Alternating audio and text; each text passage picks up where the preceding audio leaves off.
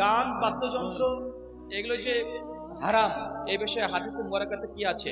সহিহ বুখারী হাদিস নাম্বার 5090। আল্লাহ নবী বলছেন, কিয়ামত ততদিন হবে না যতদিন পর্যন্ত আমার উম্মতের মধ্যে কিছু মানুষ আছে যারা মদ এবং বাদ্যযন্ত্রকে হালাল মনে না করছে। মানে উম্মত মদকেও হালাল মনে করে নিবে এবং বাদ্যযন্ত্র গান বাজনাকে হালাল মনে করে নিবে। আল্লাহ নবী বলছে, এখন করেছে কি করে নাই? বিয়েতে মদ ছাড়া চলেই না মুসলমান, ডিজে না বাজলে বিয়েটাই কমপ্লিট হয় না, এটাকে হালাল মনে করে নিয়েছে। কেউ গান যখন হারাম মনে করে, কথা বলেন। ইবনে মাজাহ 2040 নম্বর হাদিস, আল্লাহ নবীর সঙ্গে ইবনে উমর এবং নাফের লম্বা একটা ঘটনা, সংক্ষিপ্ত হাদিসের এইটা যে আল্লাহ নবী রাস্তাতে যাচ্ছিলেন, আল্লাহ নবী কানে আঙ্গুল দিয়েছেন।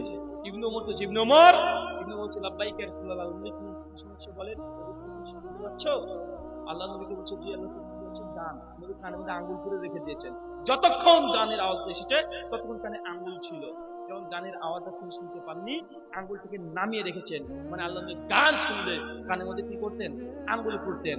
চাচা, আপনার ছেলে মেয়ে বৌমার কি অবস্থা? গান শুনলে কানে আঙ্গুল যায় না কানের মধ্যে হেডফোন গুঁজে দিয়ে গান শুনে? নবী আঙ্গুল দিতেন, আর আপনি কি করছেন? কানের মধ্যে হেডফোন দিয়ে মানে ডাইরেক্ট আচরণ করছেন।